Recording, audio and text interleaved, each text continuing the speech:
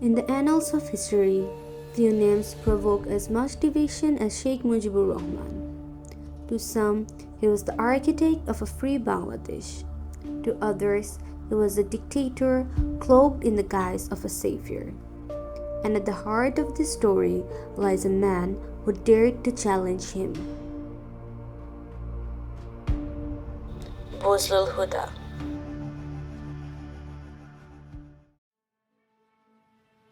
The birth of Bangladesh was not a peaceful endeavor. It was a violent reckoning. A nation suffocated by economic exploitation and political neglect erupted in fury. Amidst this chaos, a young soldier named Bazlul Huda stepped forward. Born into a life of privilege, Bazlul Huda seemed destined for a conventional path of power. But the tides of history would drag him into the maelstrom of revolution. His skills as an artillery officer became invaluable, yet the ideals he once fought for began to crumble under the weight of political reality.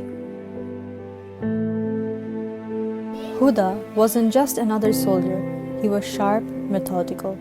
He defected from the Pakistan army with purpose. He knew the stakes and he was willing to fight for a new nation. But even the noblest fights can leave lasting scars.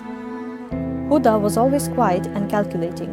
During the war, he saved lives with his strategies. But after the war, something shifted. Maybe it was the corruption he saw around him. Maybe it was the disillusionment with the so-called leaders of the new Bangladesh.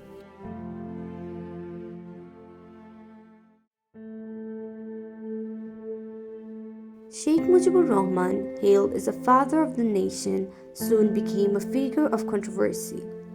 His regime was marred by allegations of nepotism, corruption, and authoritarian rule. To many, it seemed as though he equated the nation with himself. For Bazlul Huda and others, this was unforgivable. Mujib was a complex figure.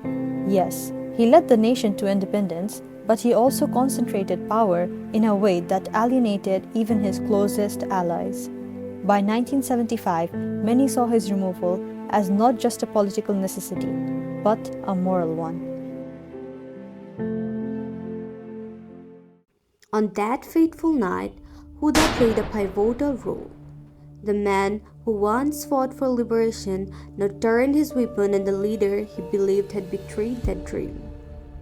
After Mujib's assassination, the Indemnity Ordinance shielded Huda and his co-conspirators from prosecution. For decades, they lived without consequence. But in 1996, Sheikh Hasina, Mujib's daughter, rose to power and vowed to rewrite the narrative. In 1998, Huda was sentenced to death alongside 14 others. For some, it was a long overdue reckoning. For others, it was a reminder of how justice can sometimes serve the powerful.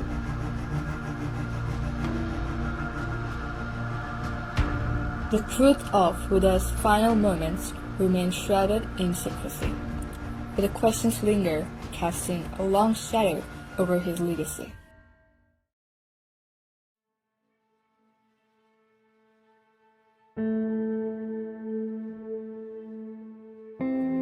Bazlul Huda's story is not one of redemption, nor is it one of condemnation. It is a story of a man caught in the crossfire of history. Was he a patriot who rid his nation of a despot? Or was he a criminal who betrayed his idols?